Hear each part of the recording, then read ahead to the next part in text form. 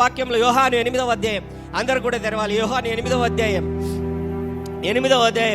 3 నుంచి 11 వచనములలో, 3 నుంచి 11 వచనములలో యోహాను సువార్త యోహాను సువార్త 8వ అధ్యాయం 3 నుంచి 11 వచనములలో మనందరికీ బాగా తెలిసినటువంటి వాక్య భాగం అండి. ఏంటనంటే, ఒక ఆమె వ్యభిచారం చేసింది. వ్యభిచారం చేయగా గమనించండి, యేసయ్య దగ్గరికి ఆమెను పట్టుకొని వస్తున్నారు, కొట్టుకుంటూ వస్తున్నారు. తీసుకొని వచ్చి యేసయ్య దగ్గరకు వచ్చి అడుగుతున్నారనమాట. ఏంటనంటే, ఈమె వ్యభిచారం చేసింది కాబట్టి ఈమెను ఏం చేయమంటావు యేసు? మన ధర్మశాస్త్రం అయితే, మోషే రాసిచ్చిన ధర్మశాస్త్రం అయితే రాళ్లతో కొట్టి చంపమంటా ఉంది. మరి నువ్వేం చేయమంటావు ఏంటి? హల్లెలూయా. ఇప్పుడు పరిస్థితి ఏంటంటే, యేసయ్యకు పెద్ద చిక్కుముడి వేయడానికి వాళ్ళు వచ్చారు, ఆయనల్ని చిక్కలు పెట్టడానికి వాళ్ళు వచ్చారు. పరిస్థితి ఏంటనంటే, ఇప్పుడు మోషే ధర్మశాస్త్రం ఫాలో అయిపోండి అని చెప్పాడు అనుకో, ఏం చేస్తారు? ఆమెని ఆయన చేతిలోనే రాయి పెట్టి మొదటి రాయి నువ్వే అంటారు. అర్థమైందా మీకు? మొదటి రాయి నువ్వే వేయాలి. హల్లెలూయా. అలాగని చెప్పి బాగా గమనించండి. ఇప్పుడు ఈయన వద్దు, ఈమెను కొట్టద్దండి అన్నాడు అనుకో, మోషే ధర్మశాస్త్రాన్ని ఫాలో కాలేదు కాబట్టి ఈయన్ని వెలివేస్తారు. హల్లెలూయా. అర్థమైందా తేడా మీకు?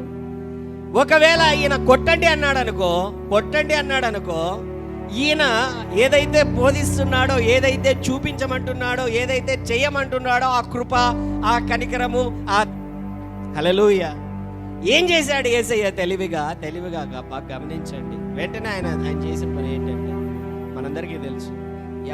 ఎవడైతే పాపం చేయలేదో వాడు మొదటగా హల్లెలూయా రాయి వేయండి. ఇంకా చచ్చిరి. హల్లెలూయా. ఎవడైతే పాపం చేయలేదో, జ్ఞానం అండి, దేవుడు ఇచ్చేటువంటి జ్ఞానం. అయితే ఇక్కడ నేను పంచుకోవాలనుకుంటున్నది ఏంటో తెలుసా? ఆమెతో యేసయ్య, అందరూ వెళ్ళిపోయారు, చిన్న పిల్లల నుంచి పెద్దవాళ్ళ వరకు, ముసలి వాళ్ళ వరకు అందరూ రాళ్ళు పడేసి రాయి తీసుకొని వచ్చారు కొట్టడానికి. రాళ్ళంతా పడేసి వెళ్ళిపోతే యేసయ్య ఒక్కడే ఆయన ఒక్కడే పాపం చేయనటువంటి వాడు. హల్లెలూయా. బైబిల్లో అలాగనే ఆయన ఒక్కడే నిలిచాను. ఆయన ఒక్కడే, అక్కడ సైడ్ సెమీకోలన్ పెట్టింటారనమాట. ఆయన ఒక్కడే ఆ ప్రత్యేక వచనం అది. ఆయన ఒక్కడే, ఎవరు లేరు ఇంకా పాపం చేసిన, అందరూ పాపం చేసిన వారే, ఆయన ఒక్కడే పాపం చేయలేదు. రాయి వేయడానికి అర్హుడు ఎవరు? యేసు ఒక్కడే. పాపం చేయనటువంటి వాడెవడు? యేసు ఒక్కడే. ఈ వాక్యాన్ని కొంతమంది అన్యులు ఏ విధంగా బోధించారో తెలుసా?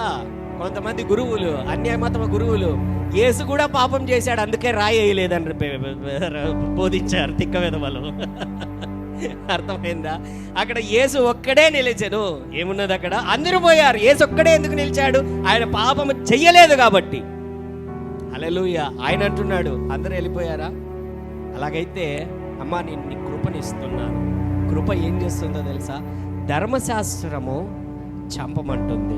కృప ఏం చెబుతుందో తెలుసా? ఆ వచనంలో ఆమె లేదు ప్రభువా నేను. అందుకు యేసు 11వ వచనంలో అండి, యేసు అంటున్నాడు, నేనును నీకు శిక్ష విధింపను, నీవు వెళ్ళి ఇకను పాపము చేయకుమని ఆమెతో. అది కృప. ధర్మశాస్త్రము చంపమంటుంది, శిక్ష విధించమంటుంది. కృప ఇంకొక అవకాశం ఇమ్మంటుంది. That is grace. ఇంకొక అవకాశం ఇమ్మంటుంది. పౌలు ఏమంటున్నాడో తెలుసా? యేసయ్య కృపనిస్తున్నాడని పాపము చేయదగునా? హల్లెలూయా.